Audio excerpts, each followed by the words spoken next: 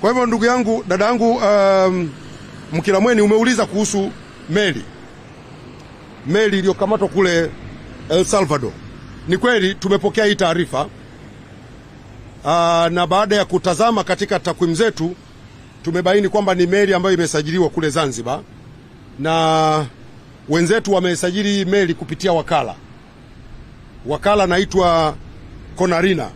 Ni utaratibu ambao sisi kama nchi kupitia kwenye shirika lile la meli duniani sisi ni wanachama. Kwa wenzetu Zanzibar walisajili hii meli kupitia kwa wakala, kwa sababu kiutaratibu ni kwamba ukiwa kwenye lile shirika ile International Maritime Organization una uwezo wa kuwa na mawakala mbalimbali ambao watakusaidia kusajili meli katika maeneo mbalimbali. Kwa baada ya kutazama tumekuta kweli ni meli ambayo ilisajiliwa kupitia kule Zanzibar, na wenzetu Serikali ya Mapinduzi Zanzibar imechukua hatua kadhaa, lakini niwaombe ndugu zangu waandishi wa habari, Serikali ya Mapinduzi Zanzibar watakuja kutoa taarifa kuhusiana na meli hii. Lakini kwa haraka, ili watu wasiendelee kupata upotoshaji, ziko hatua ambazo zimechukuliwa mara moja, kwa sababu meli hizi zikiwa zinasajiliwa kwenye nchi yako sio kwamba inatoka hapa. Inaweza ikasajiliwa ikiwa kwenye nchi nyingine na inafanya kazi huko, na ndio maana hata kwenye meli hii, kwenye taarifa ambayo imetoka, mmesikia kwamba hakuna Mtanzania aliyekamatwa huko. Ni meli ambayo imesajiliwa huko na wakala na imefanya kazi huko na imekamatwa huko kwa makosa yaliyoko huko. Lakini kwa sababu sisi kupitia Serikali ya Mapinduzi Zanzibar ilisajiliwa huku kwetu, Serikali ya Mapinduzi Zanzibar imechukua hatua zifuatazo.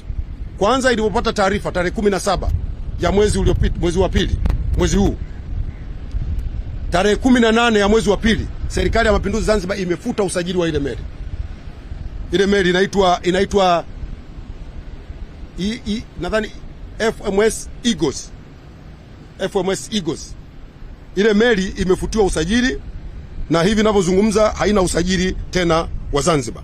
Lakini jambo la pili, Serikali ya Mapinduzi Zanzibar imewatafuta wamiliki wa hii meli kujua kulikoni. Sasa kama unavyojua watu yamewakuta mambo, ushirikiano haujawa mzuri sana, nafikiri mnanielewa, na ndio maana imetoa hiyo hatua ya kwanza ya kufuta usajili wake.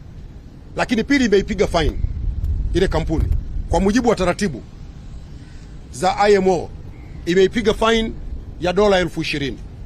Jambo la tatu, inaendelea kufanya mawasiliano kupitia wizara yetu ya mambo ya nje ili kuondokana na utambuzi wowote wa meli hii kimataifa. Lakini zaidi ya hapo, wanaendelea kufanya tathmini ya mawakala wote ambao wameingia nao mkataba wa kusajili meli, ili wale ambao ni wababaishaji waondolewe kwenye orodha ya usajili. Kwa hiyo hizo ni hatua ambazo Serikali ya Mapinduzi Zanzibar imezifanya kwa haraka, angalau wa Tanzania mjue kwamba kwanza ni kweli meli iliyosajiliwa imesajiliwa Tanzania, lakini ni meli ya nje ya nchi na ilikuwa inafanya kazi huko nje ya nchi. Lakini kwa sababu imevunja taratibu, Serikali ya Mapinduzi Zanzibar tayari imeshaanza kuchukua hatua, na baadaye watakuja kutoa taarifa rasmi ya hatua zingine ambazo Serikali ya Mapinduzi Zanzibar imezichukua kuhusiana na meli hii. Lakini ni meli ambayo ilikuwa na wageni, haikuwa na Mtanzania hata mmoja. Sasa ndugu zangu,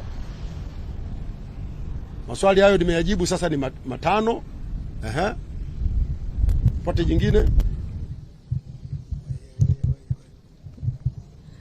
Asante msemaji. Jina langu ni Ikunda Eric, ni mwandishi wa gazeti la Habari Leo. Nina swali dogo tu kwa kuongezea kwa Msuya kuhusiana na hizi ICD.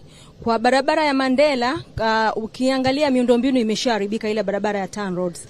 Sasa sijafahamu ni hatua gani zinachukuliwa na serikali kwa ajili ya wale walioweka ICD ambao wanapaki pembezoni mwa barabara, na ukiangalia sasa hivi wameshazimegua zote. Kwa hiyo kuna ukarabati tena wa ile barabara kubwa kutokana na hizo ICD. Je, ni hatua gani serikali inazifanya?